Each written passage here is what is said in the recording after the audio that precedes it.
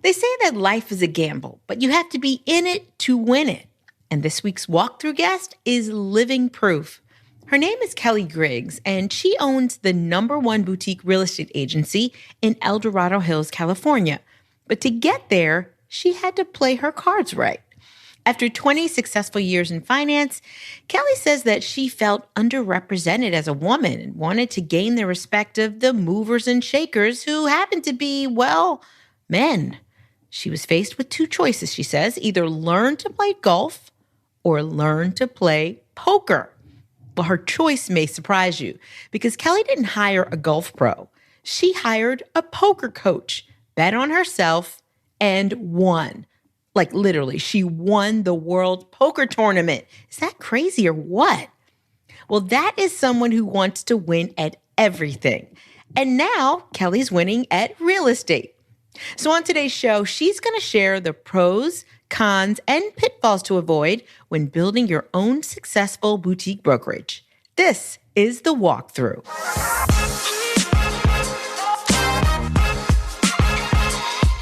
Hey there, I'm Lisa Johnson-Smith. Welcome to The Walkthrough. This is a weekly show. New episodes come out every Monday. This is the show where you'll learn what's working right now from the best real estate agents and industry experts in the country. At HomeLight, we believe in real estate agents. We're here to explore how great agents grow their business, stand out from the crowd, and become irreplaceable. Today, I'm talking to Kelli Griggs. Not only is she the CEO and co-founder of Navigate Realty, she's also one of the founding partners of Side. On today's episode, Kelli shares the keys to starting a successful boutique brokerage. You'll hear her talk about all the mistakes she made that you can avoid, the pros and cons of building a big box brokerage versus a boutique brokerage, how to become someone you'd want to work for, and how to hire the right team, what it takes to become an egoless leader.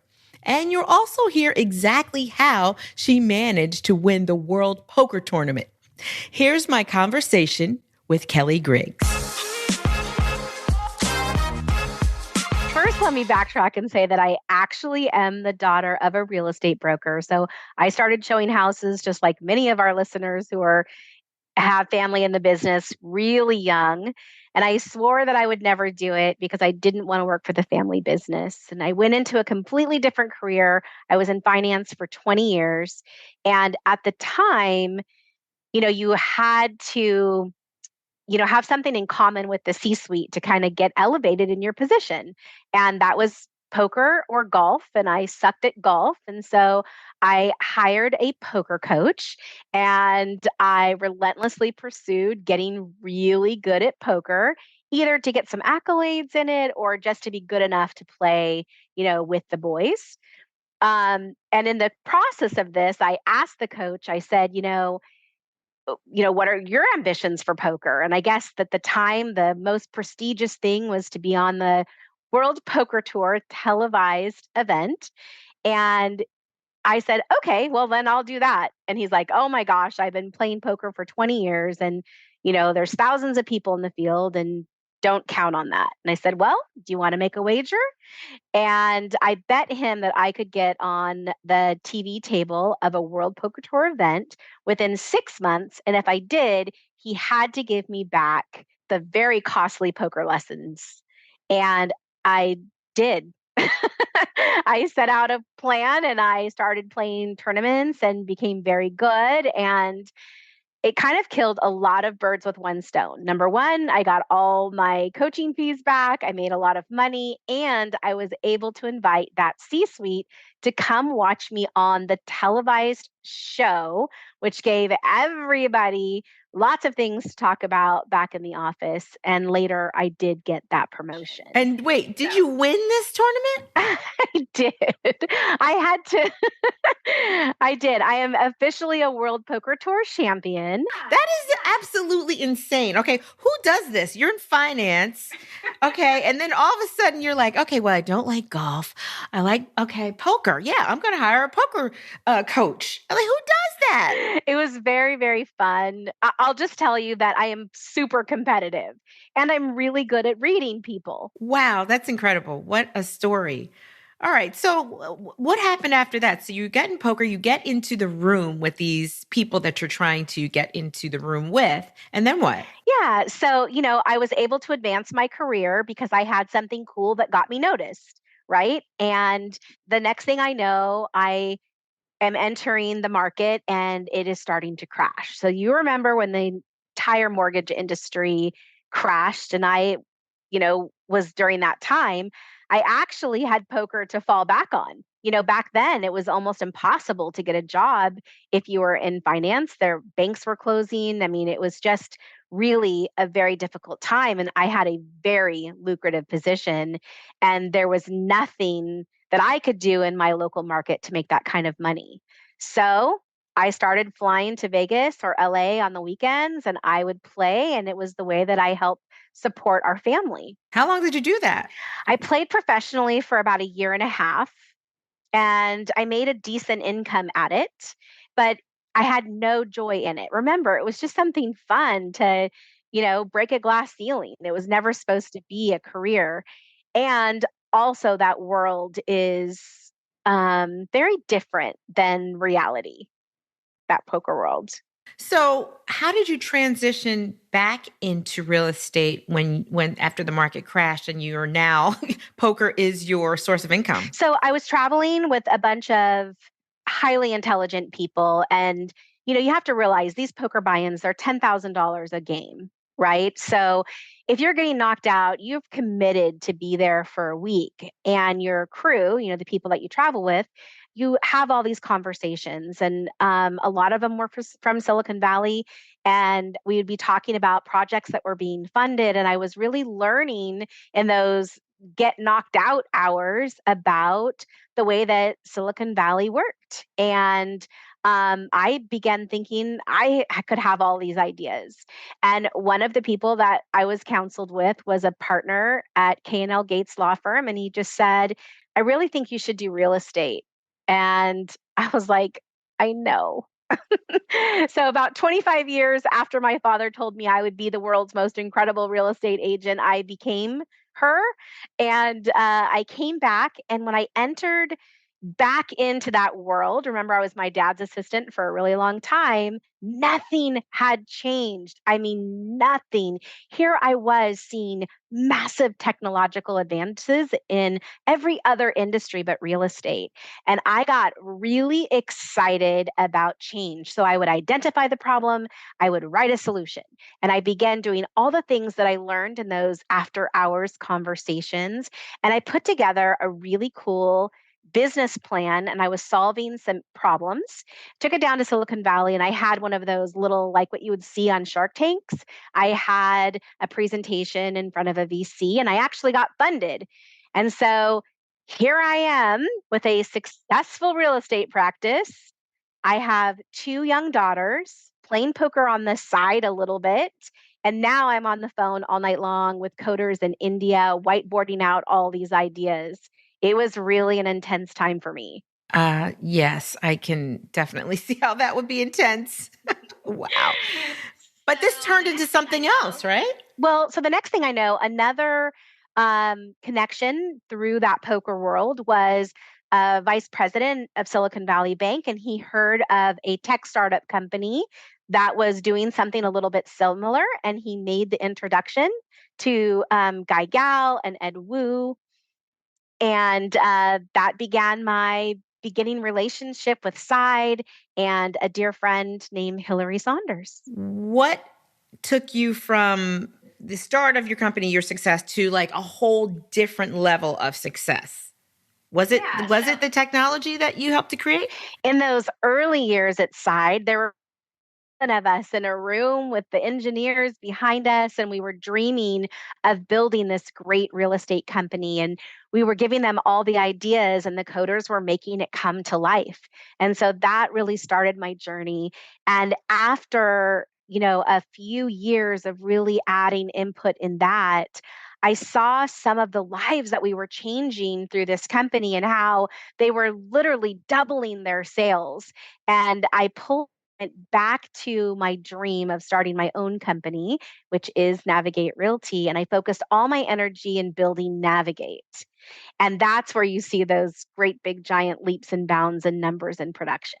All right. Well, let's talk more about side in a minute, but how did you end up starting your own boutique firm? I knew that I wanted to have something that was all my own, right? I knew that I had a lot of stock inside and it was going to be a huge success, but I wanted something that was just all my own company. And I wanted to take all of the things that I was learning, watching that company be created and create it for myself as well.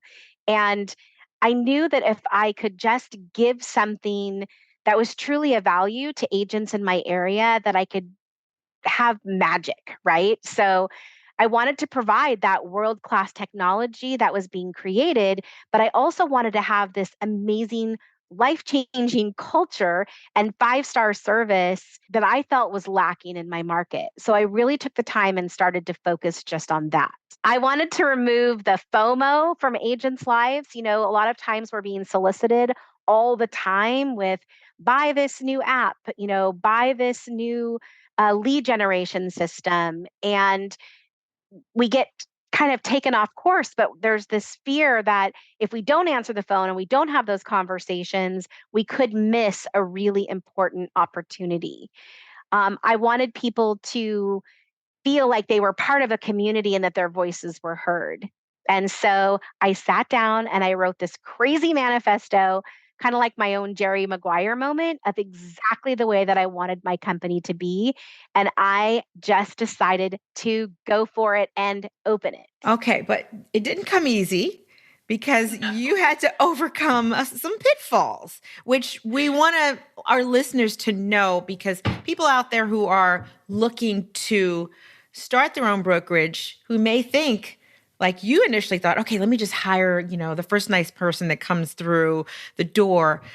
There's so much more to it. So talk to me about that. What do agents need to look out for and what should they not do when they are looking to start a brokerage? That's such a good question. So I really feel missional about telling people about this, because if you want to have your own company, you have to be good at so many things, right? You have to bring in lead generations. You have to be great at hiring. You have to be great at education. You have to be great at recruiting. There's just so many things that it encompasses.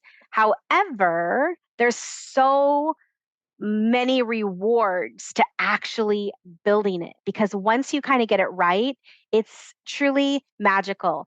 I do want to be honest and share that I did fall on my face about 30 times, made so many mistakes. And the first mistake I think I made is not understanding my personality before I started. I would take those disc profile tests and didn't really give it much merit. And now I wholeheartedly believe in them and I use them before I hire anyone.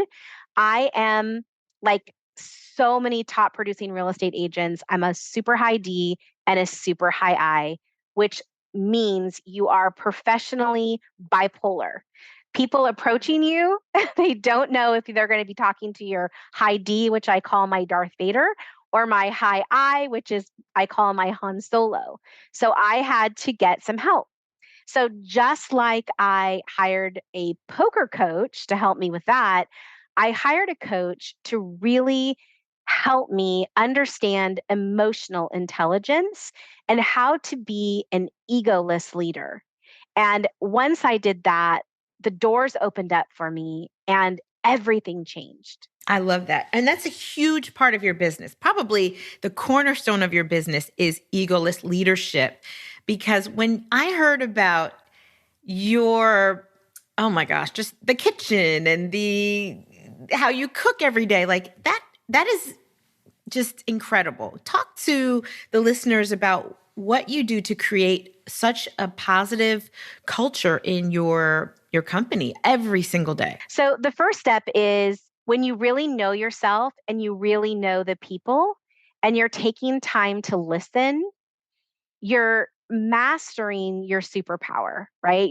My superpower has always been that I am really good at whatever I commit my focus and my attention to do. Well, If your focus is to close deals, that's what you're going to do. If your focus is to help people, that's what you're going to do. So after about 2.5 years of coaching, I had to coach the ego out of me. I really feel like I evolved into a really good leader. I really feel that culture is my superpower. We kind of have a 1 second. I hate to cut you off because this is really important what you're about to say. So don't forget that. But I wanted to hear, you said you had to coach the ego out of you. What do you mean by that? Because there are a lot of agents who are walking around, I'm sure our listeners are like, that's part of how they become successful, believing in themselves and having a certain amount of arrogance or confidence. What does that mean for you? Well, let's be clear, Lisa, that ego and confidence are two completely different things. And if you're a high D like me, and you're someone who likes to win like me, we win for the accolades. When I was a brand new agent, I worked so hard to be the top producer, rookie of the year, so that I could walk across that stage and get the plastic trophy that company made me pay for. We are we are so driven by getting on stage and having others, you know, see us. And the reality is that they're so focused on other people seeing them that nobody really cares. And so confidence is not needing anyone to know that you're the top producer in your office and being happy with that. So it's really been this eye-opening experience to kind of set people free from what other people think of them. And so the coaching to become an egoless leader means to lead by ear, to listen to what people need, to take that hard criticism, to try and adjust your company so that it's more inclusive for everyone. Let's talk about some of the things that you do that have helped your boutique brokerage to be successful that other agencies don't do. Well, you know that I have a small micro farm. And so gardening is just a huge part of my life. And when I was younger, I was a chef. So those are things that are unique to me. That's really who I am and what I love to do. So I bring that into my company. We got a warehouse, we gutted it, and we made it kind of like a home. We've got a big kitchen, a commercial kitchen, that's the heart of our company. And we provide meals during the day. So at lunchtime, the NAVMN, which is our core leadership team, we all pop up.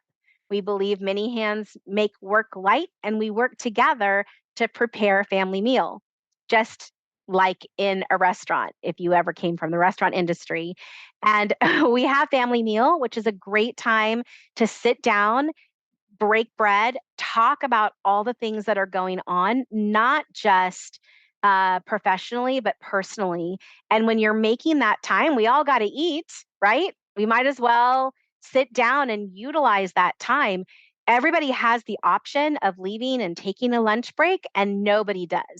Everybody wants to be a part of what we're creating here. So I go out to the farm, bring in fresh veg, fresh herbs, tomatoes, eggs, whatever we need, and we prepare it that day. So you're telling me, Kelli, that your management team stops everything they're doing in the middle of the day, every day, to prepare a meal for all of the agents in your office. What does that do for the agents? I mean, that's wonderful. What's the cost like for you? It's less than you think. We're doing that at about $10 per person.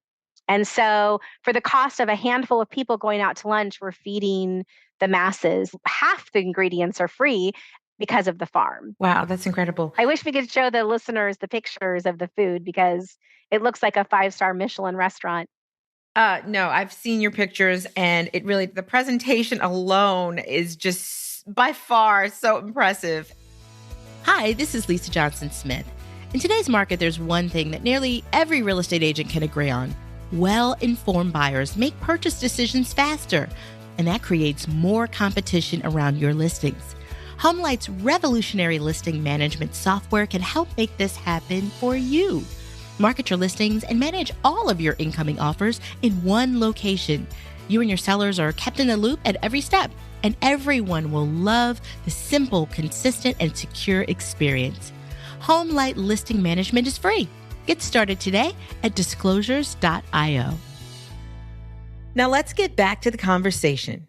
So what are the pitfalls? Go into some of the other things that you recommend someone implement when they are building a brokerage like yours. I think the pitfalls are not taking time before you start to really understand what kind of time constraints you are going to have when you start your own boutique company. I was starting my own brokerage while I was actually talking to Guy and Ed and Hillary about starting Side.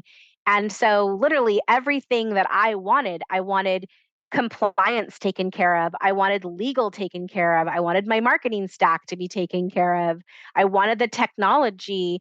I wanted like a bubble around me if I ever had any legal problems. I wanted all of that, and they literally built it for me.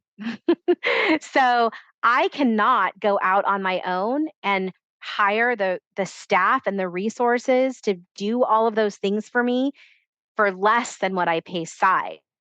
I feel like I get the best of both worlds. I get to own my business, Navigate Realty, 100%. I'm a corporation, it's all mine. And I outsource the brokerage portion to Side. So the difference, if let's compare it to, say, all of the other big box companies that are out there that are allowing you to have your brand powered by their brand. Okay. So the difference is so minute, but it is so grand.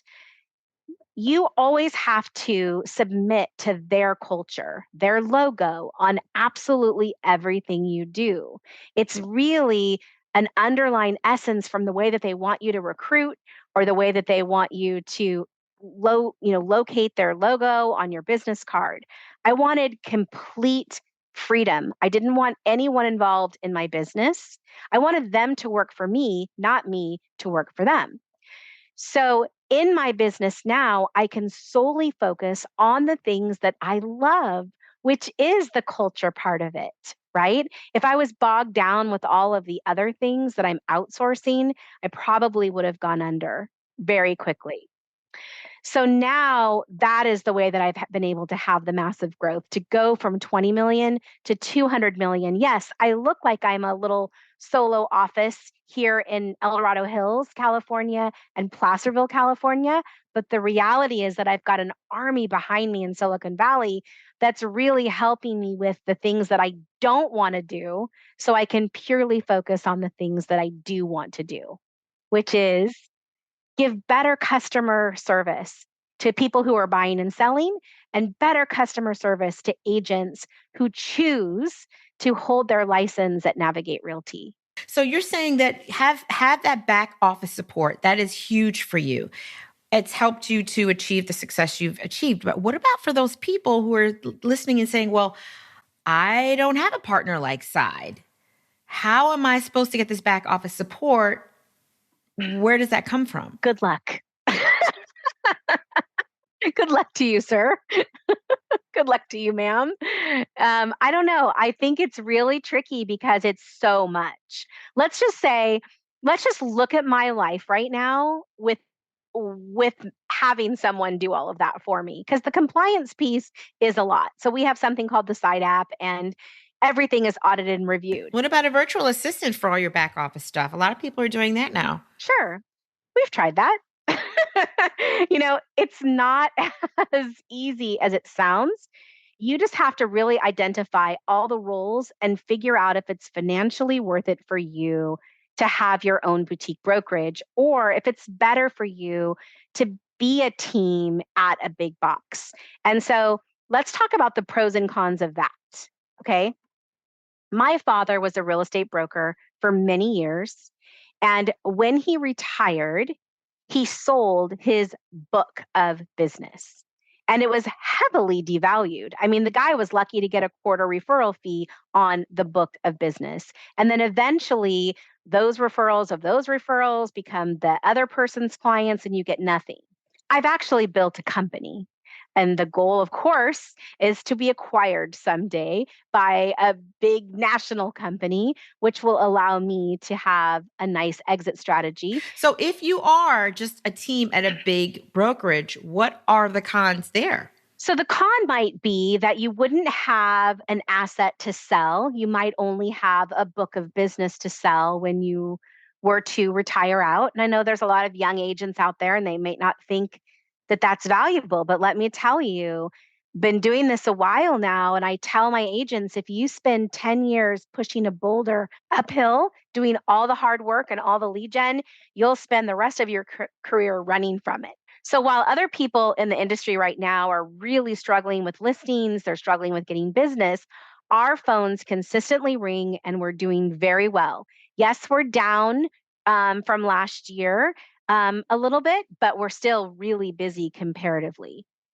Another con might be that there's brand confusion for the consumer. Like right now in my market, I'm loving it because so many people are at one company that customer doesn't really see a difference, right? You're like, oh, you're a team at such and such. Because that's really how I started. I was Navigate Realty powered by a big box brokerage. And that brand confusion, it just to people who were actually CEOs, it looked like it was not authentic, right? So that could be one negative. Now, some people don't have any problem with that, but that just might be one con.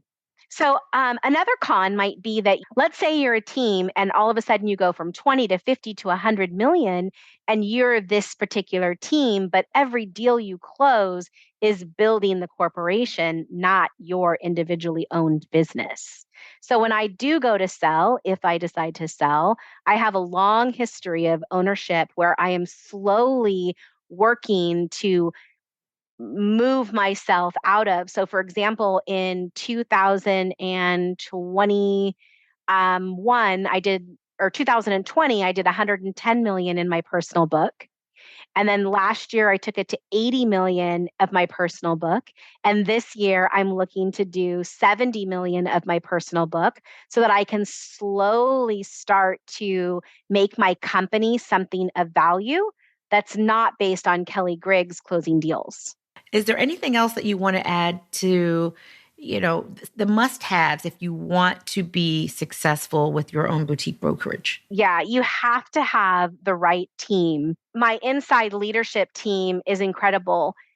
They have to love your agents as much as you love your agents. And they also have to have the right working dynamics with you to be able to be led and then also to lead you, because there are so many times when my director of operations, her name is Jordan, she'll just tell me, no, we are not doing that. And that's good because people like me, I'm a dreamer and I love creativity and new ideas, but you definitely need somebody that's a little opposite of you to kind of rein you in when you want to do, crazy, exciting, fun things. The other thing is culture. Let's dive into culture just a little bit more. So you know about the meals and all of that, but we also do company events all the time. We do at least 2 a year. One, everyone comes to my house for the 3rd of July. We open that up. It's a potluck. We watch the fireworks over town center. We invite our top clients to join us. Last year, we did fun things at the ranch, like axe throwing. We had a horse-drawn carriage, rides around the farm. We have events every month, once a month, where all of the agents come in. We have that family meal together, and then we learn and we grow and we up what we know about the real estate industry from things like emotional intelligence, where we're teaching agents how to look for nonverbal cues and body language so that they can see if a customer is uncomfortable and listening. And then the biggest part of what we have is helping other people understand the benefits of technology. So many real estate agents are technology resistant. And I've got to tell you, I was that girl too.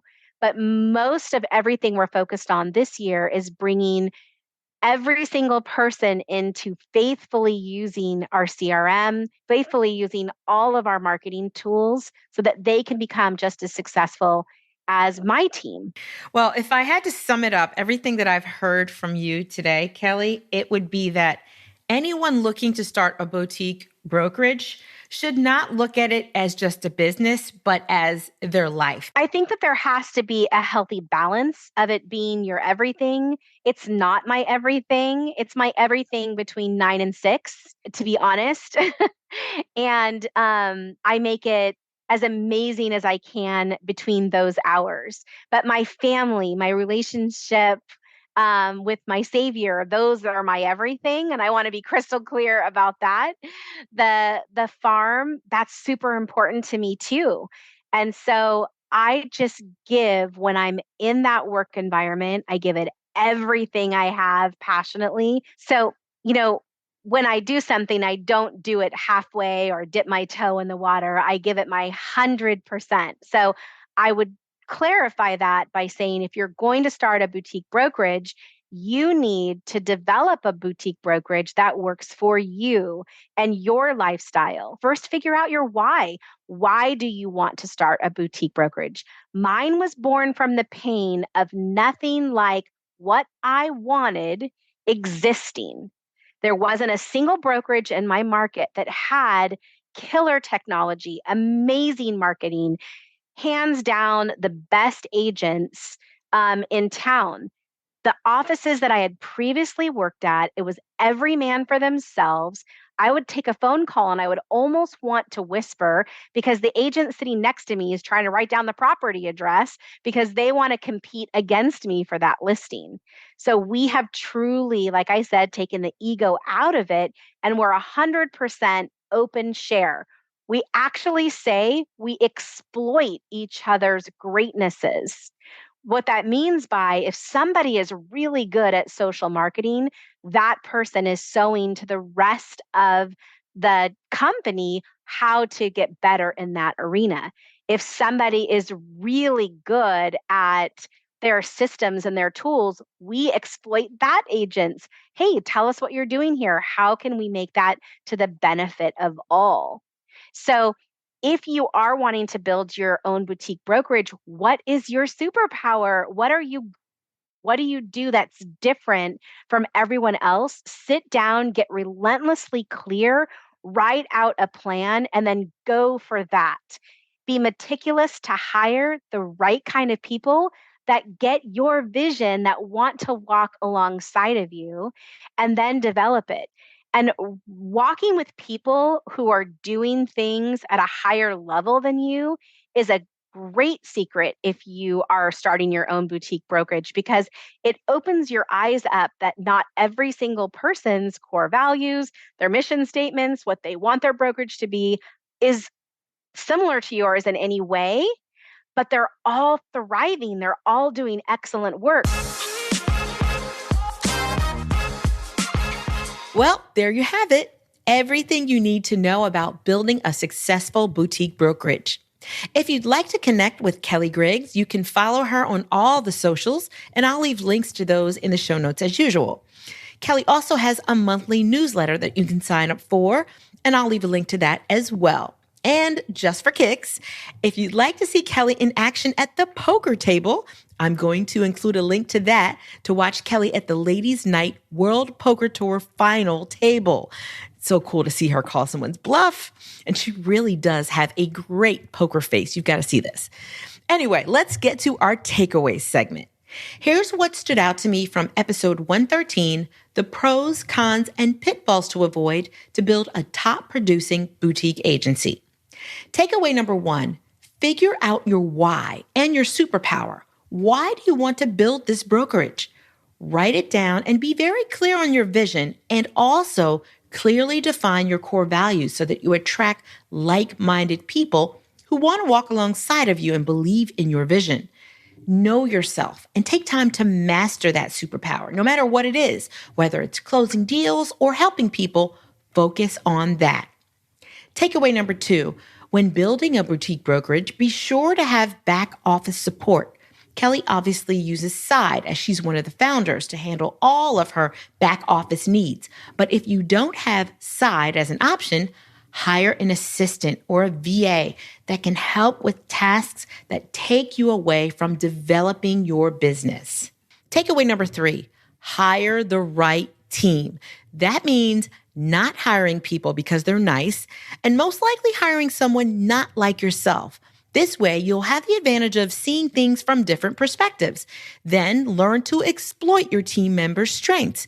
So if someone's great at technology or social media, have them share it with the team. This creates a cohesive team rather than a competitive environment. Takeaway number 4, understand the cons of a big box brokerage versus a boutique brokerage. Kelli says those are not having an asset to sell when you're ready to retire, brand confusion for customers because you're kind of forced into being labeled with other agents who are part of that big box brand, and realize that you're building someone else's company, not your own.